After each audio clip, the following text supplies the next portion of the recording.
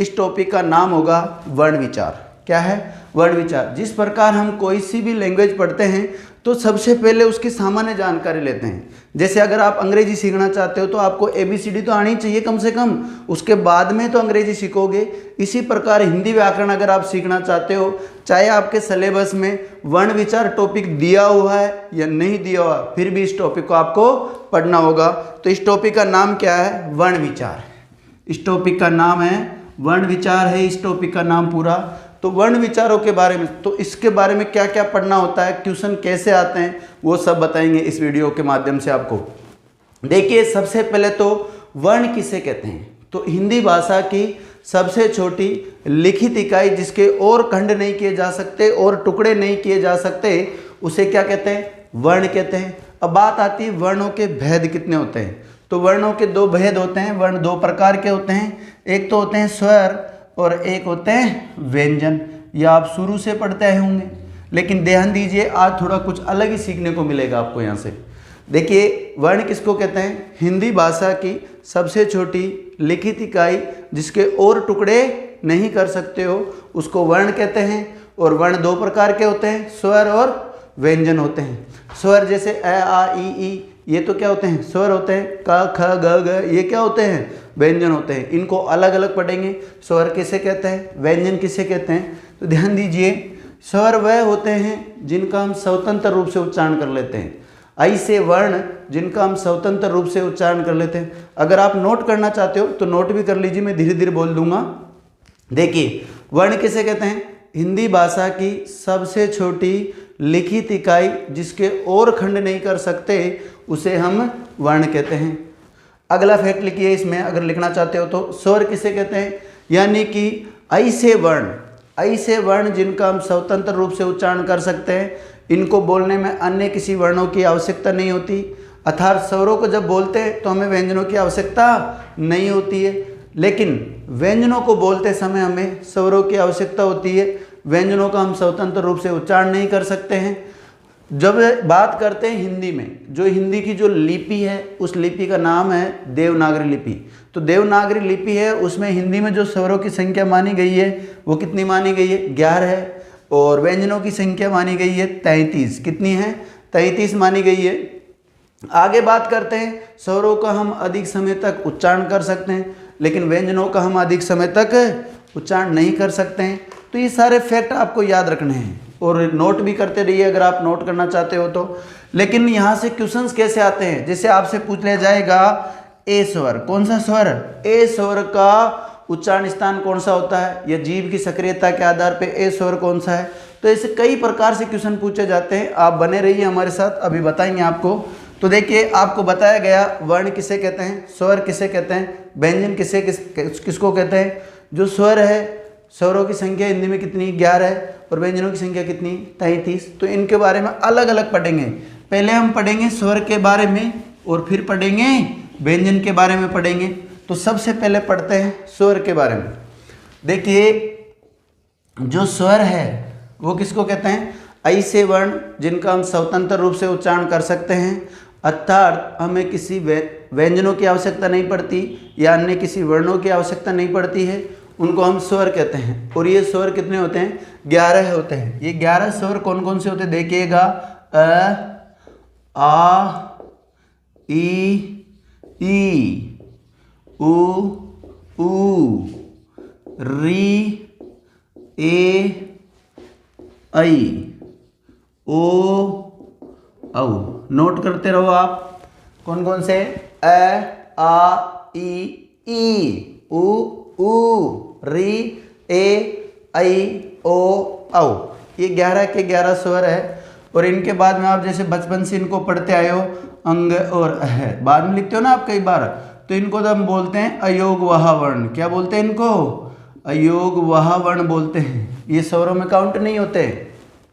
तो अ आ ई उ री ए ऐ ओ औ, ये 11 के 11 स्वर है। आपसे पूछ लिया जाए स्वरों की संख्या कितनी होती है हिंदी में, तो आपको क्या बतानी है? 11 होती है। आपसे पूछा जाए हिंदी में मात्राओं की संख्या कितनी होती है, या आपसे पूछा जाए मात्रा किसे कहते हैं। देखिए, मात्रा स्वरों के जो वास्तविक रूप होता है उसी को ही मात्रा कहते हैं। दूसरे प्रकार से आप ऐसे भी समझ सकते हो कि स्वरों के उच्चारण में जो समय लगता है उसी को क्या कहते हैं, मात्रा कहते हैं। और मात्राओं की जो संख्या है वो 10 होती है। कितनी होती है, 10। यानी कि देखिए जो अ स्वर है इसकी कोई मात्रा नहीं होती है। आ की मात्रा ऐसी होती है, छोटा ई जिसको आप बोलते हो ई, इसकी मात्रा ऐसी होती है, इसको बड़ा ई बोलते हो आप कई बार। देखिए आपको जैसा उचित लगे वैसा बोलिए। अगर आप विद्वान बनना चाहते हैं वो बात एक अलग है, बाकी अगर आप कॉम्पिटिटर है, अगर कंपटीशन की तैयारी कर रहे हो तो कोई ज़रूरत नहीं है, आपको जैसा सुविधा के अनुसार लगे उसी अकॉर्डिंग बोलिए। तो या अगर आप इसको छोटा ई बड़ा ई बोलना चाहो तो बोलो, कोई दिक्कत नहीं है। लेकिन अगर आप कोई टीचर की तैयारी कर रहे हैं तो कम से कम इनका सही उच्चारण कीजिए, जिससे आप आगे बच्चों को पढ़ाओगे तो सही पढ़ा सको।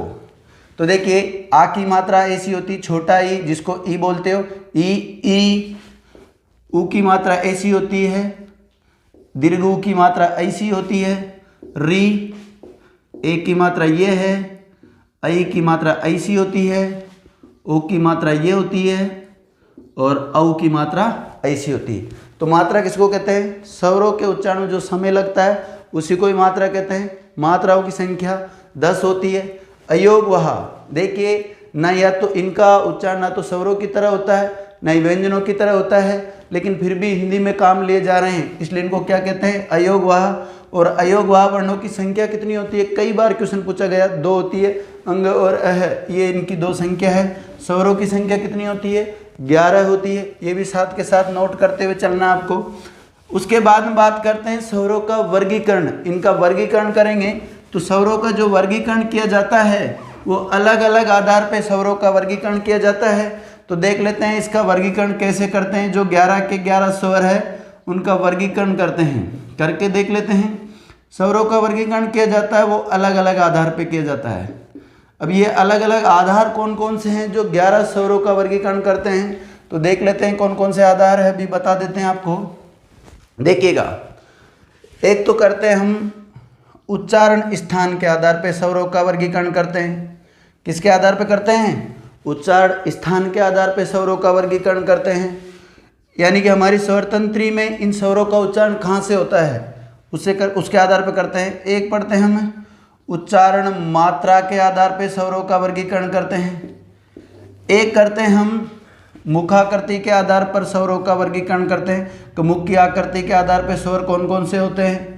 इसके अलावा एक करते हैं हम ओष्ठाकृति के आधार पर स्वरों का वर्गीकरण, यानी कि ओष्ठों की जो आकृति बनती है, इनको बोलते समय, स्वरों को बोलते समय ओठों की आकृति कैसी कैसी बनती है, ओष्ठाकृति के आधार पर स्वरों का वर्गीकरण पढ़ते हैं। और एक करते हैं हम जीभ की सक्रियता के आधार पर, यानी कि जीवा की क्रियाशीलता या जीभ की सक्रियता के आधार पर, आप जिसको बोलते हो जीभ की सक्रियता के आधार पर स्वरों का वर्गीकरण। जो 11 के 11 स्वर है उनका अलग अलग आधार पर वर्गीकरण किया जाता है। जैसे देख लेते हैं, जीभ की सक्रियता के आधार पर कौन कौन से होते हैं, अग्र स्वर होता है, मध्य स्वर होता है, पश्च स्वर होता है। तो आपसे कई बार पूछा जाएगा जीभ की सक्रियता के आधार पर स्वरों के वर्गीकरण में कौन कौन से आते हैं, अग्र स्वर, मध्य स्वर और पश्च स्वर आते हैं। ओष्ठाकृति के आधार पर कौन कौन से आते हैं वो देख लीजिए। इसका नाम मिलेगा आपको, एक तो वृत्ताकार और एक मिलता है अवृत्ताकार। वृत्ताकार और अवृत्ताकार चार्ट बना लीजिए आप सब लोग। देखिए ओष्ठाकृति के आधार पर, जीभ की सक्रियता के आधार पर पढ़ लिया, ओष्ठाकृति के आधार पर, यानी इन स्वरों को बोलेंगे तो हमारे ओठों की आकृति कैसी कैसी बनती है। अगर गोलाकार बन जाती है उसको वर्ताकार बोलते हैं, एक बनती है बिना गोलाकार जिसको अवृत्ताकार बोलते हैं। इनको समझाऊंगा, पहले चार्ट बना लीजिए आप सब। देखिए मुखाकृति के आधार पर कौन कौन से स्वरों का वर्गीकरण किस किस आधार पर किया जाता है। देखिए विवृत स्वर कौन कौन से होते हैं, विवृत स्वर, अर्धविवर्त स्वर, विवृत स्वर और अर्धविवर्त स्वर, समृत स्वर, नोट कर लीजिए, और अर्ध समृत स्वर, अर्ध समृत स्वर। देखिए मुखाकृति के आधार पर कौन कौन से होते हैं, विवृत, अर्धविवर्त, समृत और अर्ध समृत होते हैं। उच्चारण मात्रा के आधार पर कौन कौन से होते हैं, तो उच्चारण मात्रा के आधार पर देखिएगा ये होते हैं ह्रस्व स्वर, जिसको आप ऋस्व रस्व जो भी बोलते हो, उसके अलावा दीर्घ स्वर, उसके अलावा होता है एक और प्लुत स्वर। तो उच्चारण मात्रा के आधार पर कौन कौन से होते हैं? ह्रस्व, दीर्घ और प्लुत स्वर। उच्चारण स्थान के आधार पर कौन कौन से होते हैं? इस पे देखिए, कंठे स्वर, तालव्य स्वर, कंठे स्वर, तालव्य स्वर, मूर्धन्य स्वर। देखिए उच्चारण स्थान के आधार पर कंठे, तालव्य, मूर्धन्य और ओष्ठ्य स्वर ये होते हैं। कंठे स्वर, तालव्य स्वर, मूर्धन्य स्वर, ओष्ठ्य स्वर। अब ये स्वरों का वर्गीकरण कर लिया हमने अलग अलग आधार पे। अब ये 11 के 11 स्वर है, वो कौन कौन से किस किस में आते हैं वो देखिएगा, आप नोट भी करते रहो इनको हाथों हाथ। देखिए सबसे पहले पढ़ लेते हैं जीभ की सक्रियता के आधार पर। किसके आधार पर? जीभ की सक्रियता के आधार पर। तो जीभ की सक्रियता के आधार पे जो स्वर होते हैं वो 3 प्रकार के होते हैं, अग्र स्वर, मध्य स्वर और पश्च स्वर। अब ये जो 11 के 11 स्वर है, अ, आ, ई, उ, री, ए, ऐ, ओ, औ, इन सब 11 के 11 स्वरों को हम अलग अलग आधार पर वर्गीकरण करेंगे।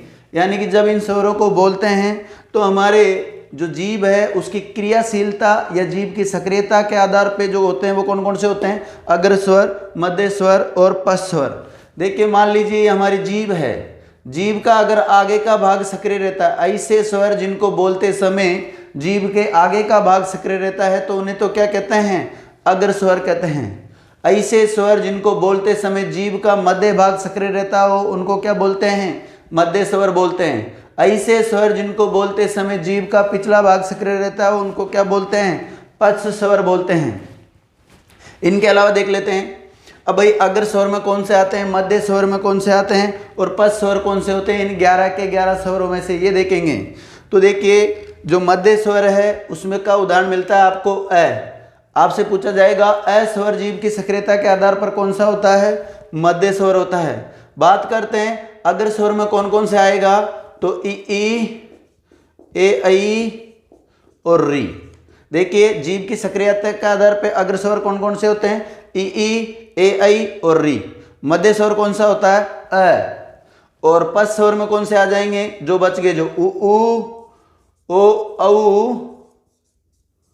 ओ, औ और आ, ये बच गए। देखो अग्र में आते हैं ई, ए, ऐ, री, मध्य में आता अ, पश्च में आता उ, ओ, औ और आ। ये सब किस में आ जाते हैं? पश्च में आ जाते हैं। तो आपको इनका ध्यान रखना है। इनके अलावा पश्च में एक आगत स्वर भी होता है। इन 11 स्वरों के अलावा एक अंग्रेजी का स्वर और ले रखा हमने ओ, जैसे कॉलोनी, कॉलेज जो लिखते हैं ना उसमें ओ, तो एक ये भी किस में आ जाता है? पश्च में आ जाता है। इसका भी ध्यान रखना साथ में। तो ये स्वरों का वर्गीकरण किसके आधार पर पढ़ लिया हमने? जीभ की सक्रियता के आधार पर पढ़ लिया। अब बात करते हैं ओष्ठाकृति के आधार पर इनका वर्गीकरण करते हैं स्वरों का। भाई कौन कौन से होते हैं? ओष्ठाकृति मतलब हमारे होठों की आकार कैसा कैसा होता है उसके आधार पर पढ़ेंगे। तो ओष्ठाकृति के आधार पर 2 प्रकार के होते हैं, वृत्ताकार और अवृत्ताकार होता है। जब हम इन 11 स्वरों को बोलते हैं तो कुछ को बोलते समय तो हमारे होठों का आकार वृत्त की भांति गोल हो जाता है। कैसा हो जाता है? वृत्त की भांति गोल हो जाता है। उन्हें तो बोलते हैं हम वृत्ताकार स्वर। और कभी कभी हमारे होठों का आकार गोल नहीं होकर अन्य आकार में हो जाता है। कुछ स्वरों को बोलेंगे जब तो गोल हो जाएगा और कुछ में कैसा हो जाएगा? गोल नहीं होकर कोई अन्य आकार में हो जाएगा। उसको क्या कहोगे आप? अवृत्ताकार। जिनमें गोलाकार हो जाता है उनको क्या बोलते हैं? वृत्ताकार। जिनमें होठों का आकार गोल नहीं होकर कोई अन्य आकार में हो जाता है उनको बोलते हैं अवृत्ताकार। अब देखिए वृत्ताकार में कौन कौन से आएंगे इन 11 में से? ऊ। अगर आप ऊ को बोलते ऊ तो हमारे होठों का आकार कैसे हो रहा है? गोल हो रहा है ऊ। और देखिए ओ, औ, यानी ऊ, ओ, औ, इनको बोलेंगे तो हमारे होठों का आकार कैसे हो जाता है? गोल हो जाता है। इसलिए इनको कहते हैं हम वृत्ताकार स्वर। इनके अलावा जो भी बच गए वो किस में चल जाएंगे? अवृत्ताकार में चल जाएंगे। अब अवृत्ताकार में ऊ, ओ, औ के अलावा कौन सा बचा? एक तो बचा ए, एक बच गया आ, एक बच गया ई, ए, ऐ, री, अ, आ, ई, ए, ऐ, री। तो ये हो गए क्या पूरे? एक ये भी बच गया। 4 तो ये हो गए, 4, 6, 8, 10, 11 ये हो गए। 11 के 11 हो गए, पूरे हो गए। अब देखिए ये जो अ स्वर है इसको कई बार क्या माना गया, उदासीन स्वर माना गया। क्या माना गया, उदासीन स्वर माना गया। तो इसका भी आपको ध्यान रखना है, अ स्वर को कई बार क्या कहते हैं, उदासीन स्वर कह देते हैं। देखिए आगे बात करेंगे मुखाकृति के आधार पे। मुखाकृति के आधार पे 11 स्वरों का इसी प्रकार वर्गीकरण करेंगे, कौन कौन से होते हैं वो देखा जाएगा। देखिए इसमें देखते हैं, अगर इसकी बात करते हैं हम तो देखो मुखाकृति के आधार पे, यानी इन स्वरों को जब बोलते हैं तो हमारे मुख का आकार कैसा कैसा बनता है उसके आधार पे।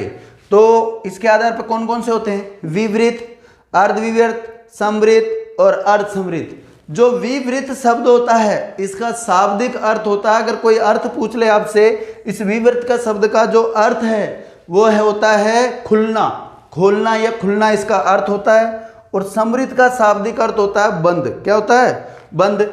विवृत का शाब्दिक अर्थ क्या होता है, खुलना होता है। और जो समृत है इसका अर्थ होता है बंद। तो देखिए इसको इस प्रकार से समझना है कि ऐसे स्वर जिनको बोलते समय हमारा मुख 100% खुल जाता हो, 100% क्या होता हो, खुलता हो, उनको तो क्या बोलते हैं, विवृत स्वर। अब 100 का 50% हो जाएगा। अर्धविवृत किसको कहते हैं, ऐसे स्वर जिनको बोलते समय मुख 50% 50% खुलता हो, उसको क्या कहोगे आप, अर्धविवृत स्वर कहोगे। देखिए समृत जो शब्द है इसका अर्थ क्या है, बंद। तो इसको इस प्रकार समझ सकते हैं, ऐसे स्वर जिनको बोलते समय हमारा मुख प्राय बंद सा रहता हो या 90% तक बंद रहता हो, मात्र 10% लगभग 10% खुलता हो, उनको क्या कहते हैं, समृत स्वर कहते हैं। अब अर्धसमृत किसको कहोगे, इस 90 का 50% कर लो, कितना होएगा, 45%। तो देखिए ऐसे स्वर जिनको बोलते समय मुख 45% तक बंद रहता हो उनको क्या बोलोगे, अर्धसमृत। क्या पढ़ा हमने, मुखाकृति के आधार पर जो स्वर होते हैं वो कौन कौन से होते हैं। पहली बात तो आपको इनका नाम पता होना चाहिए, विवृत स्वर, अर्धविवृत स्वर, समृत स्वर और अर्धसमृत स्वर। विवृत का शाब्दिक अर्थ होता है खुलना, अर्धविवृत का मतलब आधा खुलना, समृत का मतलब बंद और अर्धसमृत का मतलब आधा बंद। तो ये इसका परसेंटेज रेशियो के हिसाब से इसको पूरा पढ़ते हैं। अब विवृत स्वर में आते कौन कौन से हैं ये पता होना चाहिए। 11 स्वर में से विवृत में कौन सा आएंगे, तो देखिए इसमें तो आता है आ, विवृत में कौन सा आता है, आ स्वर को हम बोलते हैं हमारा मुंह क्या होता है, पूरा खुल जाता है। अब पूरा खुलेगा उसको क्या कहोगे, विवृत स्वर कहोगे। उसके अलावा बात करते हैं अर्धविवृत में कौन कौन से आते हैं। तो ऐसे स्वर जिनको बोलते समय हमारा मुख आधा खुलता हो उनको हम अर्धविवृत स्वर कहते हैं। और इसके उदाहरण मिलेंगे आपको, एक तो जो अंग्रेजी का आगत स्वर है ओ, एक तो ये आता है इसमें। इनके अलावा और कौन से आते हैं, अ आता है और आता है आई और औ। ये उदाहरण है किसके, अर्धविवृत के। अंग्रेजी का आगत स्वर आ, ए, आई, ओ, सॉरी अंग्रेजी का आगत हो गया आ, ए, आई और औ, ये हो गया किसमें, अर्धविवृत में। बात करते हैं समृत में कौन कौन से आएंगे। समृत का मतलब है बंद। ऐसे स्वर जिनको बोलते समय मुख प्राय बंद सा रहता हो उनको क्या बोलते हैं, समृत स्वर बोलते हैं। और समृत स्वर में आएंगे ई, उ और री। यह लिख देता हूं मैं, ई, उ और री, ये आएंगे इसमें। अब बात करते हैं अर्धसमृत में कौन से आएंगे। तो अर्धसमृत वह स्वर होते हैं जिनको बोलते समय मुख आधा बंद रहता है, उनको क्या बोलते हैं, अर्धसमृत बोलते हैं। और इसके उदाहरण मिलेंगे आपको ए, ओ। कौन सा मिलेगा, ए, ओ। तो इस प्रकार ये किसके आधार पे पढ़ा हमने, मुखाकृति के आधार पे स्वरों का वर्गीकरण हुआ कंप्लीट। अब किसके आधार पे पढ़ोगे, उच्चारण मात्रा के आधार पे। किसके आधार पढ़ेंगे, उच्चारण मात्रा। उच्चारण मात्रा का मतलब ये लिया गया है कि जब इन स्वरों को बोलते हैं हम 11 के 11 स्वरों को बोलते हैं तो इनको बोलते समय कितना समय लगता है, कितनी अवधि लगती है, कितना कालमान लगता है, यही बात की गई है उच्चारण मात्रा के आधार पे। तो जब उच्चारण मात्रा के आधार पढ़ते हैं तो इनका और नाम भी मिलता है। जो ऋस्व स्वर है इनको दूसरा नाम मिलता है एक मात्रिक स्वर। क्या नाम है, एक मात्रिक स्वर भी कहते हैं। और दीर्घ का दूसरा नाम मिलता है द्विमात्रिक। क्या नाम मिलेगा, द्विमात्रिक नाम मिलेगा। और प्लुत का एक और नाम मिलता है त्रिमात्रिक। तो मात्रा के आधार पे कौन कौन से होते हैं, एक मात्रिक, द्विमात्रिक, त्रिमात्रिक। त्रिमात्रिक का दूसरा नाम क्या है, प्लुत स्वर। द्विमात्रिक का दूसरा नाम क्या है? दीर्घ। और एक मात्रिक का दूसरा नाम क्या है? ह्रस्व स्वर नाम है। देखिए इनका और भी नाम मिलते हैं। दीर्घ स्वरों को हम क्या कहते हैं? गुरु स्वर कहते हैं। क्या बोलते हैं? गुरु स्वर भी बोलते हैं, और इनको संदेह स्वर भी कहते हैं। और ह्रस्व स्वर का एक और नाम मिलता है लघु स्वर या मूल स्वर भी कहते हैं। मूल स्वर कहो, लघु स्वर कहो, ह्रस्व स्वर कहो, एक मात्रिक कहो, बात एक ही है। और इधर द्विमात्रिक कहो, दीर्घ कहो, गुरु स्वर कहो, बात एक ही है। या त्रिमात्रिक कहो या प्लुत स्वर कहो, बात एक ही। ऐसे स्वर जिनको बोलने में, अब देखिए ह्रस्व स्वर किसको कहते हैं, दीर्घ किसको कहते हैं, प्लुत किसको कहते हैं।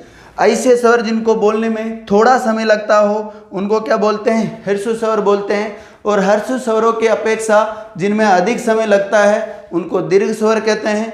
और इन दोनों से भी ज़्यादा जो समय लगता है उसको कहते हैं हम प्लुत स्वर कहते हैं। या इस प्रकार समझ सकते हो, जिनमें एक मात्रा के बराबर का समय लगता हो उन्हें एक मात्रिक कहते हैं। जिनमें दो मात्रा के बराबर का समय लगता हो उन्हें द्विमात्रिक स्वर कहते हैं। और जिनमें तीन मात्रा के बराबर का समय लगता हो उन्हें त्रिमात्रिक स्वर कहते हैं। देखिए अब एक मात्रिक में कौन से आते हैं, द्विमात्रिक में कौन से आते हैं, त्रिमात्रिक में कौन से आते हैं, इनके उदाहरण देख लीजिए आप। देखो एक मात्रिक में तो आएंगे अ, ई, उ और री, ये चार आते हैं। अ, ई, उ और री। आपसे पूछा जाएगा मूल स्वरों की संख्या कितनी होती है, तो चार होती है, अ, ई, उ, री। आपसे पूछा जाएगा दीर्घ स्वरों की संख्या कितनी होती है, तो इनकी 7 होती है। और इनके अलावा जो भी बच गए, देखिए हमने मूल स्वरों में या ह्रस्व स्वरों में या एक मात्रिक स्वरों में कौन कौन सा ले लिया, अ, ई, उ और री ले लिया। इनके अलावा जो बच गए वो सभी साथ के साथ किस में चल जाते हैं, दीर्घ स्वरों में चल जाते हैं। जैसे आ, बड़ा वाला ई, बड़ा वाला ऊ जिसको आप बोलते हो, ए, ऐ, ओ, औ, ये सब क्या है, दीर्घ या द्विमात्रिक स्वर है। अब बात करते हैं त्रिमात्रिक के लिए, तो स्वर बचे नहीं। तो त्रिमात्रिक या प्लुत स्वर वो होते हैं, ये जितने भी स्वर है इनको अगर आप और समय तक, अधिक समय तक अगर उच्चारण करते हो तो इन सबको क्या बना सकते हो आप, प्लुत स्वर बना सकते हो। जैसे कई बार आपको एक उदाहरण मिलता है, कई बार प्रतियोगी परीक्षाओं में ये उदाहरण आया भी है, इसको बोलते ओम। क्या है, ओम, ये इसका उदाहरण है। इसी प्रकार ये ओ है ना, इसके साथ ये ऐसा चिन्ह लग के आ गया, इसका मतलब ये प्लुत स्वर है। जरूरी नहीं है ओम, ये तो किसी प्रतियोगी परीक्षा में पूछ लिया गया, इसलिए लोग इसको उदाहरण मान लेते हैं कि हाँ ये इसका एक ही उदाहरण मिलता है। इसके और भी उदाहरण मिलते हैं। जैसे कई बार अगर मैं लिख देता हूं यहाँ पे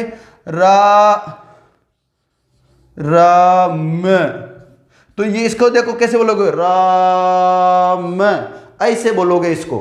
तो ये राम नहीं है, ये राम ये वाला शब्द नहीं लिखा मैंने, इसको अलग ही तरीके से लिखा गया है। तो ये भी प्लुत स्वर का उदाहरण, क्योंकि र में आ जो स्वर है उसको हम अधिक समय तक उच्चारित कर रहे हैं, और तभी तो ये क्या बन रहा है, प्लुत स्वर बन रहा है।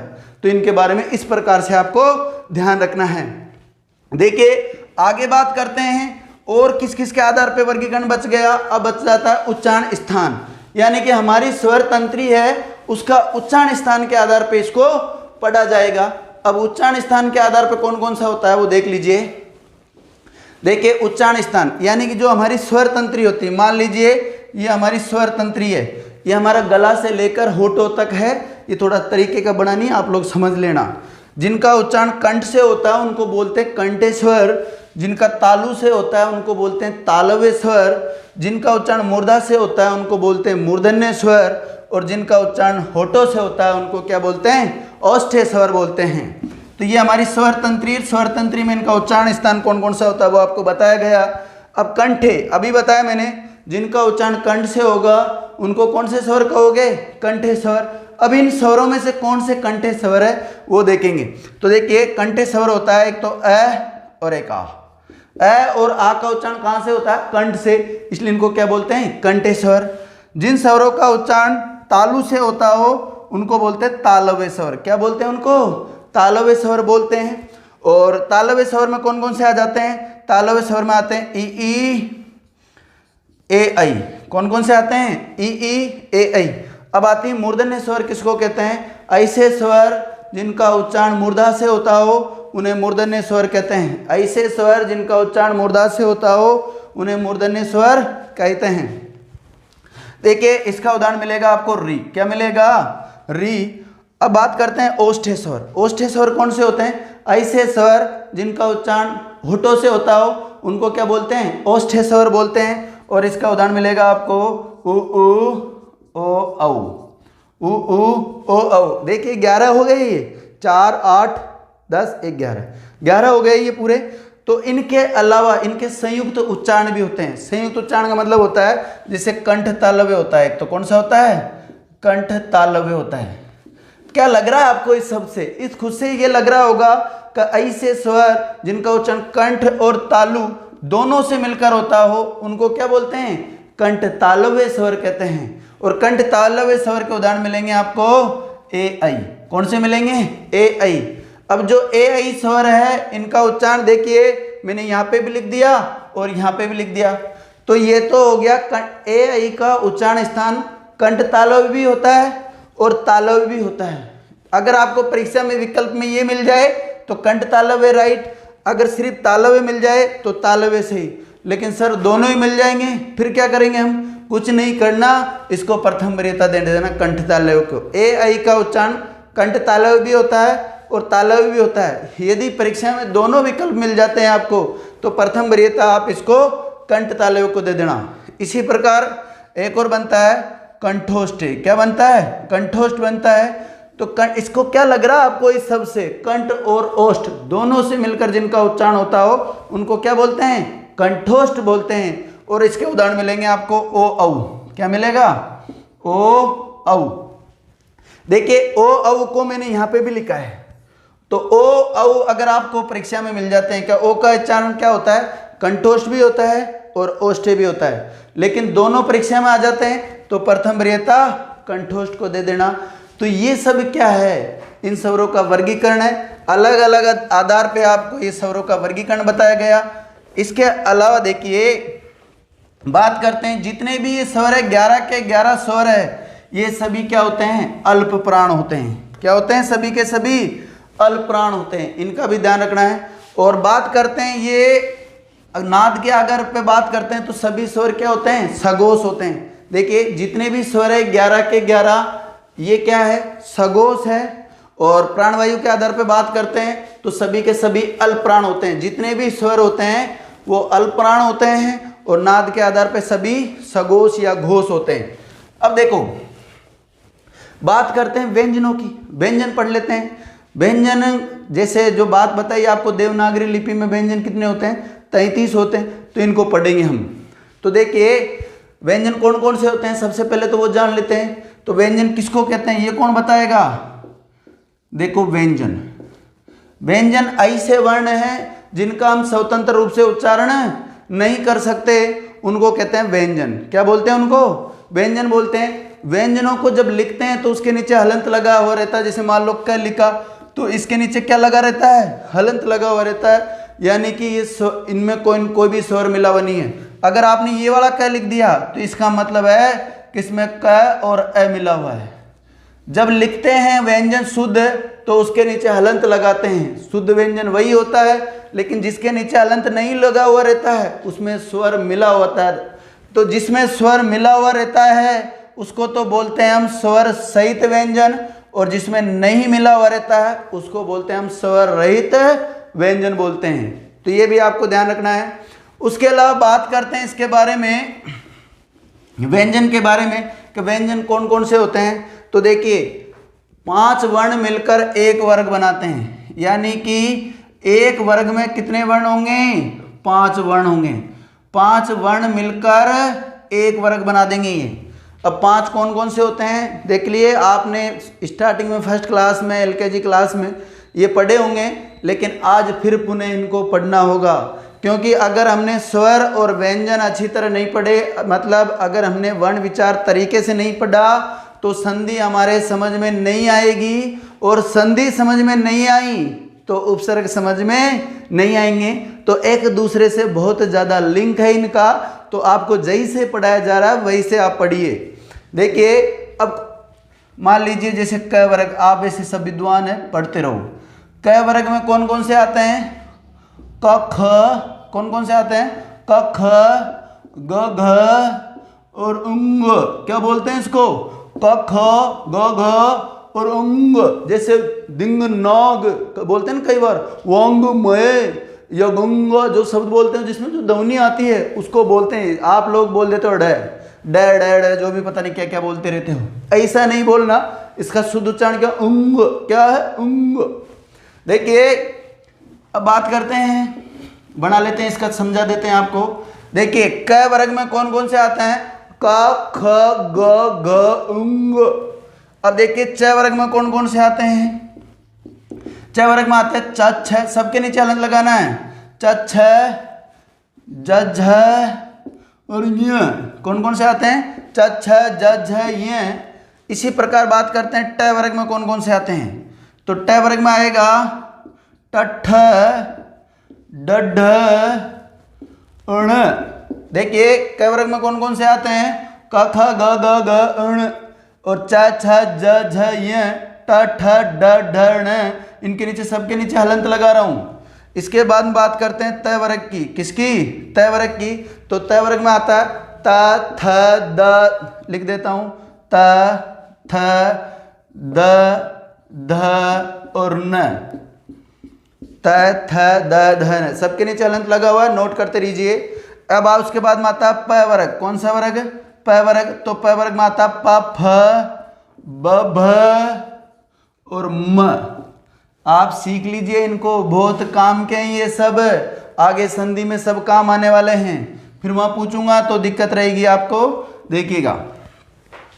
तो क वर्ग में कौन कौन से आते हैं, 5 वर्ण हो गए, 5 वर्णों ने मिलकर क्या बनाया, क वर्ग। देखिए 1 2 3 4 5। तो आपसे पूछा जाएगा सभी वर्गों का पहला वर्ण कौन सा है, क च ट त प, क च ट त प। दूसरा ख छ ठ थ फ।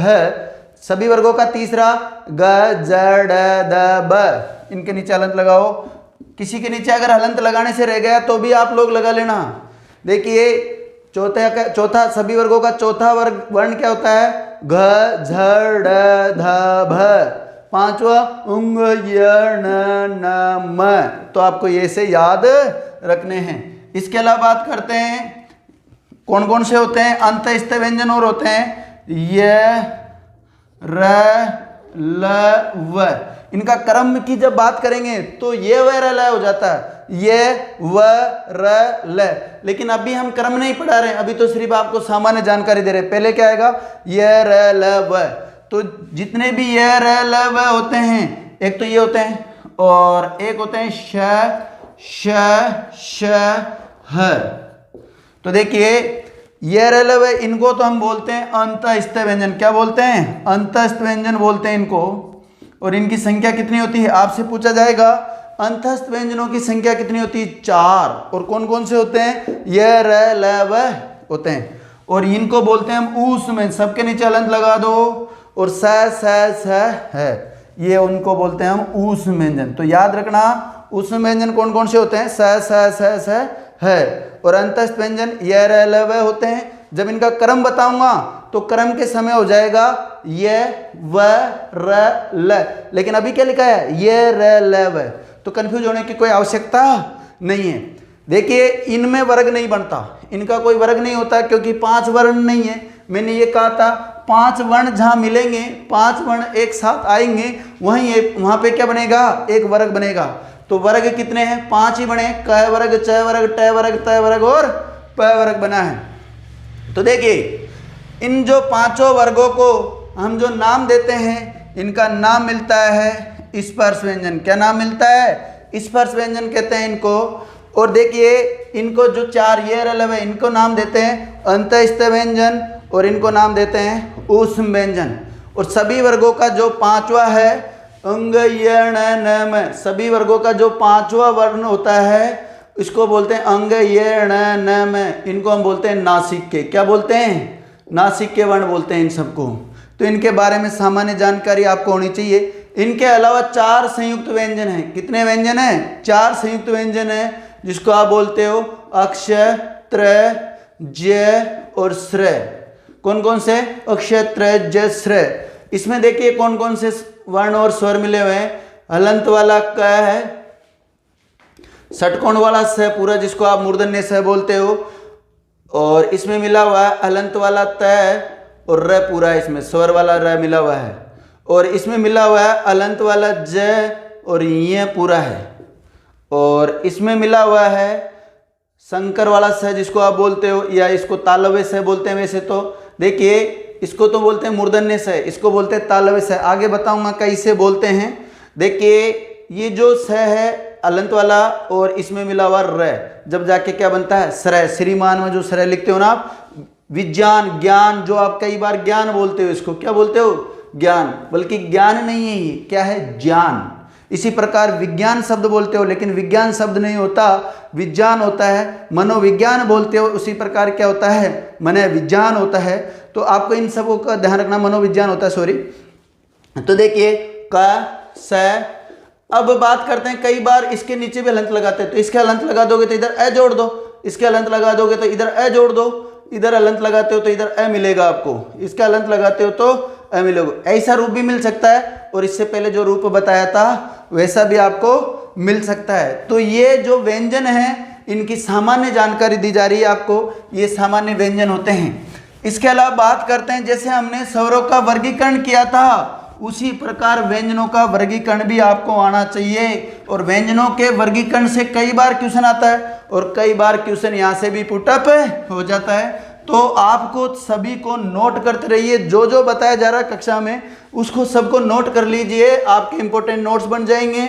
और उसके अलावा आपको मैंने बता दिया, अगर नोट्स चाहिए तो वो बता देना, आपको पीडीएफ भी मिल जाएगी उनकी। और अगर कोई व्यक्ति इनको मार्केट से लेना चाहता है तो मार्केट से भी ले सकते हो, मेरे इस पे डिस्क्रिप्शन में मोबाइल नंबर दिए गए, उन पे आप संपर्क कर सकते हो। आपको पीडीएफ भेज दूंगा, मैं व्हाट्सएप पे पीडीएफ भेज सकता हूँ, इसके अलावा तो ज़्यादा और कुछ नहीं कर सकता। देखिए अब पढ़ते हैं हम व्यंजनों का वर्गीकरण। तो व्यंजनों का वर्गीकरण करेंगे हम अलग अलग आधार पे। देख लीजिए व्यंजनों का वर्गीकरण। तो जो व्यंजन है इनका वर्गीकरण किया जाता है अलग अलग आधार पे। अब ये व्यंजनों का वर्गीकरण करके देख लेते हैं, इनको भी पढ़ के देख लेते हैं। तो व्यंजनों का जो वर्गीकरण किया जाता है वो दो आधारों पे किया जाता है। कितने आधारों पे किया जाता है? दो आधारों पे किया जाता है। और वो दो आधार कौन कौन से हैं? एक तो आधार है इसका उच्चारण स्थान, यानी कि इस व्यंजनों का जो उच्चारण स्थान होता है उसके आधार पे इनका वर्गीकरण करते हैं। और एक करते हैं कि इन व्यंजनों को बोलने में जो प्रयत्न करना पड़ता है, प्रयत्न के आधार पे। किसके आधार पर? प्रयत्न के आधार पे करते हैं। तो देखिए एक तो करते हैं हम प्रयत्न के आधार पे इनका वर्गीकरण करेंगे। तो इनका सबका आपको ध्यान रखना है, किस किस आधार पे इसका वर्गीकरण किया जाता है उनको आपको पता होना चाहिए। एक तो उच्चारण स्थान और एक प्रयत्न के आधार पे, यानी कि स्वरतंत्र, इनका हमारा स्वरतंत्री में उच्चारण कहाँ से होता है इसमें। तो जो व्यंजन है उनका देखिए स्वरतंत्री में उच्चारण कौन कौन सा होता है।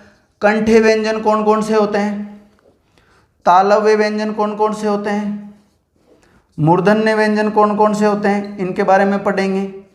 कंठे, तालव्य, मूर्धन्य, दंते व्यंजन कौन कौन से होते हैं, ओष्ठे व्यंजन कौन कौन से होते हैं, इनके बारे में पढ़ना होता है। कंठे, तालव्य, मूर्धन्य, दंते, ओष्ठे, इनके बारे में पढ़ना होता है। अब बात करते हैं प्रयत्न के आधार पर कौन कौन से होते हैं, यानी इनको बोलने में कितना प्रयत्न करना पड़ता है उसके आधार पर पढ़ते हैं। तो उसके आधार पर देखिए कौन कौन से होते हैं। एक तो होता है आभ्यंतर प्रयत्न। क्या होता है? आभ्यंतर प्रयत्न होता है, यानी कि इन व्यंजनों को बोलने में जो शुरुआत में प्रयास करना पड़ता है उसको बोलते हैं आभ्यंतर प्रयत्न। और इन व्यंजनों को बोलने में जो अंत में प्रयास करना पड़ता है उसे हम बोलते हैं बाह्यम प्रयत्न। क्या बोलते हैं? बाह्यम प्रयत्न। अब आभ्यंतर प्रयत्न के आधार पर कौन कौन से व्यंजन होते हैं वो देख लीजिए। वो होते हैं, एक तो होते हैं स्पर्शी। कौन से होते हैं? स्पर्शी व्यंजन होते हैं। एक होते हैं स्पर्श संघर्षी। कौन से होते हैं? स्पर्श संघर्षी होते हैं। आप ये चार्ट बनाते रहिए। इसके अलावा एक होते हैं संघर्षी। देखिए स्पर्शी, स्पर्श संघर्षी, संघर्षी और संघर्षहीन। कौन से होते हैं? संघर्षहीन होते हैं। एक होता है नासिक के व्यंजन कौन कौन से होते हैं। इनके अलावा एक होता है लुंठित व्यंजन कौन कौन से होते हैं। उसके अलावा बात करते हैं प्रकंपित व्यंजन कौन से होते हैं। सॉरी, लुंठित का ही दूसरा नाम मिलता है प्रकंपित। क्या नाम मिलता है? प्रकंपित नाम मिलता है। इनके अलावा पार्श्विक व्यंजन कौन कौन से होते हैं। देखिए स्पर्शी, स्पर्श संघर्षी, संघर्षी, संघर्षहीन, नासिके, लुंठित, पार्श्विक और एक और मिलता है उच्छिप्त व्यंजन। कौन सा नाम मिलता है इनका? उच्छिप्त नाम मिलता है। तो स्पर्शी 2 2 4 6 8 हो गए। स्पर्शी, स्पर्शसंघर्षी, संघर्षी, संघर्षीन, नासिके, लुंठित, लुंठित का दूसरा नाम प्रकंपित। एक मिलता है पार्श्विक, एक मिलता है उच्छिप्त। उच्छिप्त के और भी नाम मिलते हैं, यहाँ पे लिख देता हूँ मैं। उच्छिप्त के और नाम है ताड़नजात। उच्छिप्त का नाम क्या है? ताड़नजात। और एक और नाम मिलता है इसका द्विगुणित, द्विस्पृष्ट, ऐसे नाम मिलते हैं उच्छिप्त व्यंजन के। और वो कौन कौन से होते हैं? मेरे पास यहाँ थोड़ी जगह कम है इसलिए यहाँ पे लिख दिया, एडजस्ट कीजिएगा। अब इनको अलग अलग बाह्य प्रयत्न के आधार पे, यानी जो लास्ट में प्रयास करना होता है उसके आधार पर कौन कौन से होते हैं, अलग अलग आधारों पे पढ़ते हैं इनको भी हम। अलग अलग आधार कौन कौन से हैं? एक तो पढ़ते हैं प्राणवायु के आधार पे। किसके आधार पर? प्राणवायु के आधार पे। प्राणवायु के आधार पे 2 प्रकार के होते हैं। एक तो होते हैं अल्प प्राण, आपने नाम सुना होगा। प्राणवायु के आधार पर कौन कौन से होते हैं? अल्प प्राण और महाप्राण होते हैं। एक दूसरा, एक इसका एक और आधार नाद। क्या नाम है? नाद। नाद के अन्य नाम मिलेंगे, आवाज, कंपन, गूंज, ये सब नाद को ही बोलते हैं। नाद के आधार पर 2 प्रकार के होते हैं। एक तो होता है अघोष और एक होते हैं सघोष। एक तो कौन से होते हैं? अघोष होते हैं और एक होते हैं सघोष। तो अब इनको अलग अलग आधार पे पढ़ के देख लेते हैं। देख लीजिए, उच्चारण स्थान के आधार पर कौन कौन से होते हैं? कंठे, तालव्य, मूर्धन्य, दंते और ओष्ठे। ऐसे व्यंजन जिनका उच्चारण कहाँ से होता हो? कंठ से होता हो, उन्हें क्या कहते हैं? कंठे व्यंजन कहते हैं। और कंठे व्यंजनों में कौन सा आता है? एक तो क वर्ग पूरा आता है। अभी बताया ना क वर्ग आपको। क वर्ग का मतलब क, ख, ग, घ, उंग, ये सब आते हैं क वर्ग में। उसके अलावा आता है विसर्ग और उसके अलावा आता है तो देखिए, कंठे में कौन? क वर्ग, विसर्ग और है। इनका उच्चारण स्थान क्या होता है? कंठे होता है। बात करते हैं तालव्य की। तालव्य में कौन कौन से आते हैं? क वर्ग के बाद में कौन सा वर्ग आता है भाई? च वर्ग आता है। तो च वर्ग के उदाहरण किसमें चल जाएंगे? तालव्य में। तालव्य किसको कहते हैं? ऐसे व्यंजन जिनका उच्चारण तालु से होता हो उन्हें क्या कहोगे? तालव्य व्यंजन कहोगे। और इसमें कौन कौन से आ जाते हैं? च वर्ग, फिर उसके बाद में य और श, ये सब किस में आते हैं? तालव्य में आते हैं। जिनका उच्चारण मूर्धा से होता हो उन्हें क्या कहोगे? मूर्धन्य व्यंजन कहोगे। और क वर्ग काम ले लिया, च वर्ग ले लिया, उसके बाद में कौन सा वर्ग आता है? ट वर्ग। तो ट वर्ग के जितने भी उदाहरण है वो किसके उदाहरण है? मूर्धन्य से इनका उच्चारण स्थान होता है, मूर्धा से। और ये र और स, ये वाला स। तो देखिए, मूर्धन्य में ट वर्ग पूरा, र और स, ये वाला जिनको आप षटकोण वाला स बोलते हो। दंते में आ जाता है त वर्ग पूरा। त वर्ग का उच्चारण कहाँ से होता है? दांतों से होता है, इसलिए इनको क्या कहते हैं? दंते व्यंजन कहते हैं। उसके अलावा देखिए, ल आ जाएगा इसमें और सड़क वाला स आ जाएगा। सड़क वाले स का उच्चारण कहाँ से होता है? दांतों से होता है, इसलिए इसके दंते स बोलते हैं। देखिए, मैंने आपको 3 स बताए हुए हैं। ये स, जिसको शंकर वाला स का उच्चारण क्या होता है? तालु से होता है, इसलिए इसको तालव्य स बोलते हैं। इसका मूर्धा से होता है, इसलिए मूर्धन्य स बोलते हैं। इसका दंत से होता है, दांतों से होता है, इसलिए इसको क्या बोलते हैं? दंते से। इसलिए इसको इसको तालव्य, मूर्धन्य, दंते से बोलते हैं। अब आता है ओष्ठे में कौन कौन सा आ जाएगा? देखो, क वर्ग, च वर्ग, ट वर्ग, त वर्ग और इसके बाद में कौन सा वर्ग आता है? प वर्ग आता है। तो प वर्ग का कौन सा हो जाता है? प वर्ग पूरा, प, फ, ब, भ, म। उसके अलावा य, र, ल, अब क्या बच गया? व। तो प वर्ग, ओष्ठे में प वर्ग और व आता है। आपको ये याद रखना है। इनके अलावा इनके और भी उच्चारण स्थान होते हैं, जैसे दंतोष्ठ और आता है। दंतोष्ठ, दांत और ओष्ठ दोनों से मिलकर होता हो, उनको क्या बोलते हैं? दंतोष्ठ। और दंतोष्ठ में कौन सा आ जाएगा? वफ। कौन सा आ जाएगा? वफ। अब वफ का उच्चारण स्थान इससे भी होता है, ओष्ठे से भी होता है और दंतोष्ठ से भी होता है। किससे होता है? दंतोष्ठ भी होता है। और दोनों विकल्प में मिल जाए तो प्रथम वरीयता किसको दोगे? दंतोष्ठ को दोगे। इसी प्रकार ध्यान रखिए, काकल्य, काकल, कंठ के यही होता है काकल। जिनका उच्चारण काकल से होता है उनको क्या बोलते हैं? काकल्य बोलते हैं। क्या बोलते हैं? काकल्य बोलते हैं। अब ये जो काकल्य हैं इनमें कौन सा आ जाएगा? एक तो विसर्ग आ जाएगा और एक है आ जाएगा। एक तो विसर्ग और एक है आ जाएगा। अब है, विसर्ग और है का उच्चारण तो कंठ से भी होता था, यानी कि विसर्ग और है कंठे भी होते हैं और काकल्य भी होते हैं। अगर परीक्षा में दोनों विकल्प आपको मिल जाते हैं तो प्रथम वरीयता आप काकल्य को देंगे, ये भी ध्यान रखना साथ के साथ में। इनके अलावा होता है वत्स्रे। वत्स्रे के जो उच्चारण स्थान है जिनका वस् से उच्चारण होता है उनको क्या बोलते हैं, वस्रे बोलते हैं। और उसके उदाहरण मिलेंगे आपको सजनल। कौन से, सजनल। तो स का उच्चारण देखिए दंते से भी होता है और वस्रे से भी होता है, दोनों मिल जाए तो वस्रे को प्रथम वरीयता दे देना। इसी प्रकार जनल का भी आप इसी प्रकार से नोट कर सकते हो, देख सकते हो, नोट करते रहिए, इसलिए तो बोल रहा हूं नोट करते रहो साथ के साथ। देखिए आगे बात करते हैं व्यंजनों का वर्गीकरण। एक तो करते हैं हम उच्चारण स्थान के आधार पर, तो उच्चारण के स्थान आधार पर तो आपका कंप्लीट हो गया। अब पढ़ेंगे किसके आधार पे, पर्यतन के आधार पर। किसके आधार पर, पर्यतन के आधार पर। और पर्यतन के आधार पर ये वर्ण या व्यंजन दो प्रकार के होते हैं, आभ्यंतर और बाह्यम। अब आभ्यंतर में कौन कौन से आते हैं, स्पर्शी, स्पर्श संघर्षी, संघर्षी, संघर्षहीन, नासिके, लुंठित। लुंठित का दूसरा नाम क्या मिलता है, प्रकंपित, पार्श्विक और उच्छिप, ये मिलते हैं। तो देखिए स्पर्शी देख लेते हैं सबसे पहले। तो स्पर्शी किसको कहोगे, यानी कि ऐसे व्यंजन जिनको बोलते समय वाक अवयव एक दूसरे को स्पर्श करते हो, टच करते हो, उनको क्या कहोगे, स्पर्शी व्यंजन कहोगे। और इसमें कौन कौन से आएंगे उदाहरण, एक तो आएगा इसमें क वर्ग, यानी कि च वर्ग नहीं आएगा, और ट वर्ग, क वर्ग, ट वर्ग और त वर्ग और प वर्ग। इन सब के स्टार्टिंग के चार चार वर्ण, यानी कि स्पर्शी में कौन से आते हैं, च वर्ग को छोड़कर सभी वर्गों के शुरुआत के चार चार वर्ण। तो सभी वर्ग कौन कौन से बचे, क वर्ग, ट वर्ग, त वर्ग और प वर्ग, इनके शुरुआत के चार। क वर्ग के कौन कौन से आ जाएगा स्पर्शी में, क ख ग घ, यानी पांचों वर्ण नहीं आएगा। फिर च वर्ग छोड़ दिया, फिर ट वर्ग वाले ले लो, ट ठ ड ढ, ये आ जाएगा। और त वर्ग ले लो, त थ द ध, प वर्ग ले लो, प फ ब भ, ये आ जाएगा इसमें। देखिए ये स्पर्शी के उदाहरण हो गए। बात करते हैं स्पर्श संघर्षी की। तो अभी हमने कौन सा वर्ग छोड़ा, क के बाद में कौन सा वर्ग आता है, च वर्ग। तो च वर्ग के शुरुआत के जो चार वर्ण है, च वर्ग के शुरुआत के जो चार वर्ण है वो जैसे च छ ज झ, वो किस में आ जाएंगे, स्पर्श संघर्षी में। यानी कि स्पर्श करने के साथ में इसमें बोलते समय घर्षण भी होता हो, उनको क्या बोलते हैं, स्पर्श संघर्षी बोलते हैं। और इसके उदाहरण मिलेंगे च वर्ग के शुरुआत के चार वर्ण मिलेंगे। बात करते हैं संघर्षी, ऐसे व्यंजन जिनको बोलते समय इन वाक अवयवों में क्या होता हो, घर्षण होता हो, टकराव होता हो, उनको क्या बोलोगे, संघर्षी व्यंजन बोलोगे।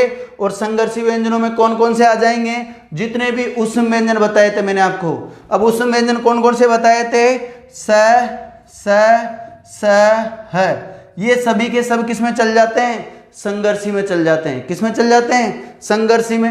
अब बात करते हैं संघर्षहीन व्यंजन कौन कौन से होते हैं, ऐसे व्यंजन जिनको बोलते समय संघर्ष नहीं होता हो, घर्षण नहीं होता हो, उनको संघर्षहीन बोलते हैं। और इनके उदाहरण मिलेंगे आपको ये व, कौन से मिलेंगे, ये व।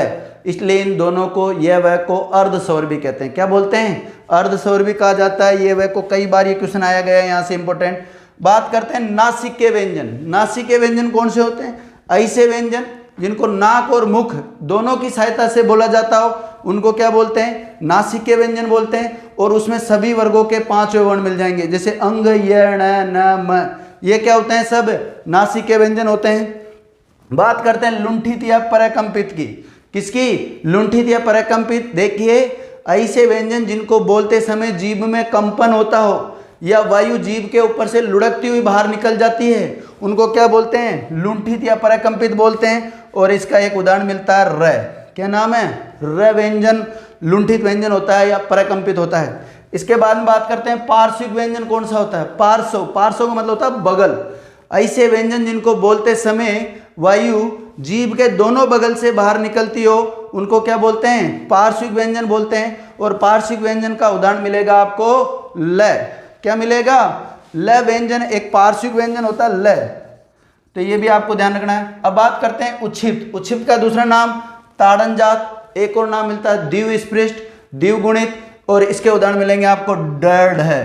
क्या नाम मिलते हैं, डर्ड है। इनके नीचे नुक्ता चिन्ह लगा रहता है। और यही ऐसे व्यंजन है जो किसी शब्द के शुरुआत में नहीं आते, किसी शब्द के मध्य या अंत में आते हैं। तो इन दोनों का जो, इनको क्या बोलते हैं, उच्छिप्त, ताड़नजात, द्विस्पृष्ट, द्विगुणित बोलते हैं। क्योंकि इनको बोलते समय जीभ उलटकर वायु को बाहर की ओर फेंकती है, इसलिए इनका नाम क्या रख दिया गया है, ताड़नजात या उच्छिप्त व्यंजन भी इनको कहते हैं। तो ये हुआ आभ्यंतर पर्यतन के आधार पे। देखो व्यंजनों का जो वर्गीकरण किया जाता है अलग अलग आधार पर किया जाता है, पर्यतन के आधार पर, उच्चारण स्थान के आधार, उच्चारण स्थान के आधार पे मैंने उधर पढ़ा दिया। अब पढ़ रहे हैं पर्यतन के आधार पे। पर्यतन के आधार पे एक तो आभ्यंतर पर्यतन और एक बाह्य पर्यतन। तो ये हो गया आभ्यंतर पर्यतन के आधार पे पूरा हो गया। स्पर्शी, स्पर्श संघर्षी, संघर्षी, संघर्षहीन, नासिके, लुंठित या परकंपित, पार्श्विक और एक है उच्छिप्त। उच्छिप्त का दूसरा नाम ताड़नजात, द्विगुणित इसके नाम है, तो इनके बारे में आपको पढ़ाया गया, नोट कर लिया होगा शायद आप लोगों ने। देखिए आगे बात करते हैं। पर्यतन के आधार पे अलग अलग पढ़ेंगे, एक तो प्राणवायु के आधार पे और एक नाद के आधार पे, यानी कि इसको प्राणवायु की जगह पर आप श्वास भी लिख सकते हो।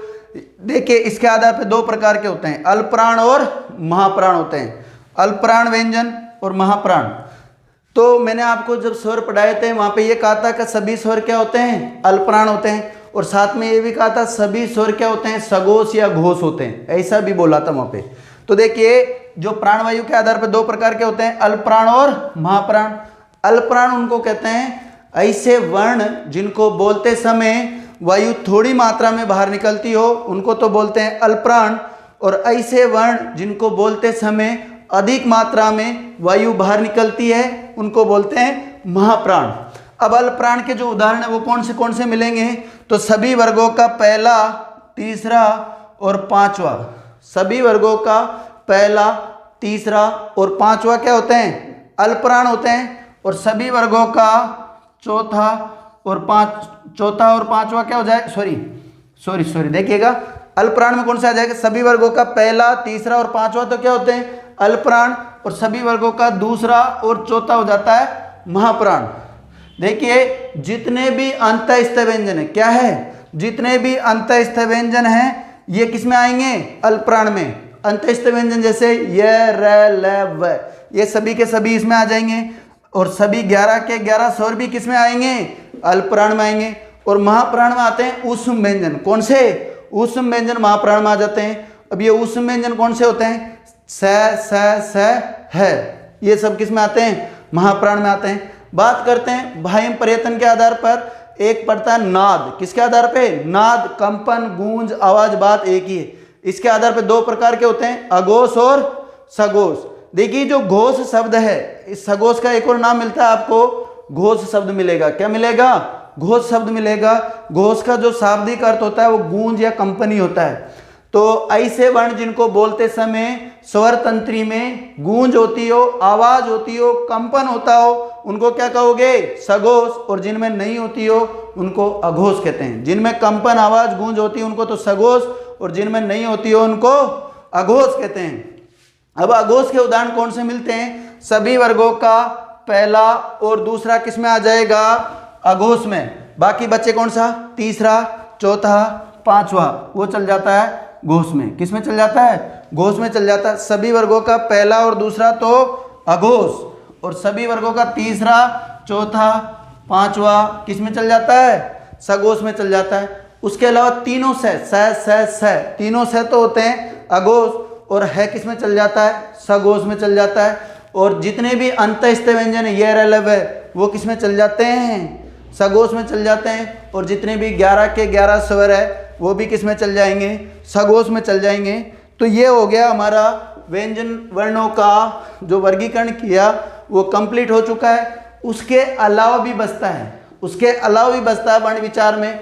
वर्ण विचार में जैसे शब्द कोश में इन शब्दों को कैसे ढूंढा जाता है या वर्णों का विन्यास कैसे किया जाता है, इनके बारे में हम सामान्य जानकारी और लेंगे अभी तो वर्ण विचार में।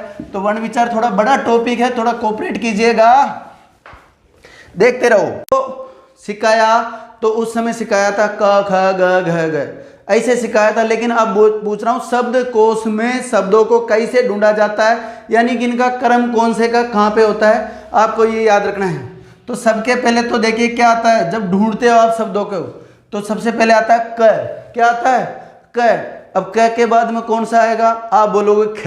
ख नहीं आता है, अब क्या आएगा, अक्षय। क्या आएगा, अक्षय। शब्द क्रम को ढूंढ रहे हैं हम, शब्द क्रम को ढूंढना हो तो ऐसे जोड़ते हैं, पहले क, फिर अक्षय, फिर आ जाएगा तुम्हारा ख, जिसको आप ख बोलते हो, अभी लिख रहे हो क, अक्षय, ख, ग, ग और उंग, ये जब आएगा। इसके अलावा बात करते हैं च वर्ग में, च, छ, च, छ, ज आ जाएगा और फिर ये जे आ जाएगा। जे यहाँ पे आएगा। शब्द क्रम में ढूंढने की बात कर रहे हैं, शब्द कोश में कैसे ढूंढते हैं शब्दों को, तो पहले तो क वाले और फिर इस अक्षय से शुरू होते हैं उनको, यानी कि इसका पता है इसमें क और स मिला हुआ है, मूर्धन्य स मिला हुआ है, इसलिए इसको यहाँ पे रखा गया है। इसके बाद में आता है झ और ये। इसके बाद में देखिए ट वर्ग की बात करते हैं, ट, ठ, ड, ढ, ण और हिंदी के विकसित वर्ण है ना ये दोनों, डढ़ कौन से है, इनके नीचे नुक्ता चिन्ह लगा दो, तो ये कहाँ पे आते हैं क्रम के अनुसार, तो यहाँ पे आते हैं ड़ और ढ। इसके बाद में बात करते हैं त, त के बाद में आता है त्र, त के बाद में क्या आता है त्र। जहाँ मैंने आपको व्यंजन सिखाए थे वो अलग मैटर था, यहाँ पे शब्दकोश को कैसे ढूंढा जाता है, उनका जो क्रम होता है वो एक क्रम की बात पूछ रहा हूँ मैं, क्रम बता रहा हूँ आपको। तो पहले त, त्र, थ, द, ध और न। देखिए इसके बाद में सॉरी प, फ, ब, भ और म, प, फ, ब, भ, म। देखो मैंने आपको वहां पे जो अंतस्थ बताए थे य, र, ल, व बताया था, लेकिन यहाँ पे क्या लिख रहा हूं, देखिए य, व, र, ल, ये क्रम होता है। क्रम की बात पूछी जाए तो पहले य, व, र, ल, संधि नियमों के अनुसार हुआ है। देखिए फिर बात करते हैं तीनों से, स, फिर आएगा श्रीमान वाला श्र, यहाँ पे आएगा शब्द क्रम में जब ढूंढने की बात चलती है, स, श्र, षटकोण वाला स, फिर स और फिर है, ये इनका क्रम चलता है। आपको इनका क्रम पता होना चाहिए। देखिए इनके अलावा कई बार क्या होता है, जब बात करते हैं इनका विन्यास करने की या फिर जैसे शब्द को में ढूंढते हैं तो पहले क्या होता है, मान लो जैसे आपने स्वर ढूंढे, स्वरों में कैसे ढूंढोगे, पहले आ ई उ री ए ऐ ओ औ। लेकिन एक ही स्वर के ऊपर मान लो कभी अनुस्वार लगा आ जाए, कभी अनुनासिक लगा आ जाए, कभी विसर्ग लगा आ जाए, फिर क्या करोगे आप लोग, तो उसके बारे में समझा देता हूं। देखिए मान लो आपको मिला आ और आ के बाद में एक आ गया, फिर आ के बाद में क्या आ गया अनुस्वार, फिर आ के बाद में विसर्ग आ गया और फिर आ गया। अगर समान स्वर है, सभी एक ही जाति के हैं, तो देखिए आ के बाद पहले अनुस्वार वाला आता है, फिर अनुनासिक वाला आता है, फिर विसर्ग वाला आता है, फिर आ आता है। अगर शब्द क्रम में उसको ढूंढने की बात करते हैं तो शब्दों में पहले अनुस्वार, अनुनासिक, विसर्ग और फिर कोई स्वर। इसी प्रकार व्यंजनों की बात करते हैं, मान लो हम ले लेते हैं क, कोई उठा लेते हैं, तो क में ही मान लो क बहुत सारे आगे, किसी पे अनुस्वार लगा हुआ है, किसी पे अनुनासिक लगा हुआ है, किसी विसर्ग लगा हुआ है, कभी स्वर रहित आ गया, कभी स्वर सहित आ गया। तो देखिए पहले आएगा क जिसपे अनुस्वार लगा हो, फिर क कौन सा आएगा जिसपे अनुनासिक लगा हो, फिर सॉरी क कौन सा आएगा जिस पर विसर्ग लगा हो, फिर क कौन सा आएगा जिसमें स्वर मिला हुआ यानी कि स्वर सहित, फिर आएगा स्वर रहित वाला आएगा। तो ये भी आपको याद रखना है। अब बात कर लेते हैं वर्ण विन्यास की। वर्ण विन्यास में ध्यान दीजिए, जैसे ये जो र होता है ना, आधा र तो आगे वाले वर्ण के ऊपर चल जाता है, और ये जब मान लो ये र पूरा होता है तो जिस वर्ण में चल जाएगा उसमें पूरा हो जाएगा। जैसे कई बार आपको शब्द मिलता है, ये देखिए एक तो क्रम होता है और एक ये क्रम होता है, एक में र नीचे लगा हुआ है, एक में ऊपर लगा हुआ है। अब ये बताइए कौन से में पूरा है और कौन से में आधा है, यानी कि कौन सा स्वर रहित र है और कौन सा स्वर सहित र है, इसके बारे में भी आपको नॉलेज होनी चाहिए। तो देखिए आपको बता देते हैं अभी, और इनसे रिलेटेड अभी हाल ही में फर्स्ट ग्रेड में एक क्वेश्चन भी पूछा गया है।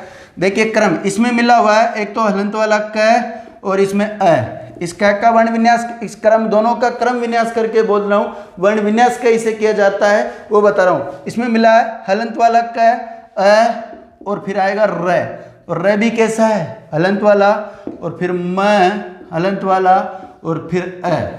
फिर इसकी बात करते हैं तो इसमें देखो इसमें क आधा है और फिर उसके बाद में र पूरा है, और र में क्या मिला हुआ है अ और म और अ। देखिए ऐसे बहुत सारे एग्जाम्पल है जिनकी आप प्रैक्टिस कर सकते हो। ठीक है मित्रों, आज के लिए इतना ही बहुत है वर्ण विचार में। आगे फिर मिलते रहेंगे, हिंदी व्याकरण की कक्षाओं में भी मिलते रहेंगे, और भी जो अन्य सब्जेक्ट हैं उन पे भी डिस्कस करते रहेंगे। थैंक यू, आपने वॉच किया उसके लिए बहुत बहुत धन्यवाद।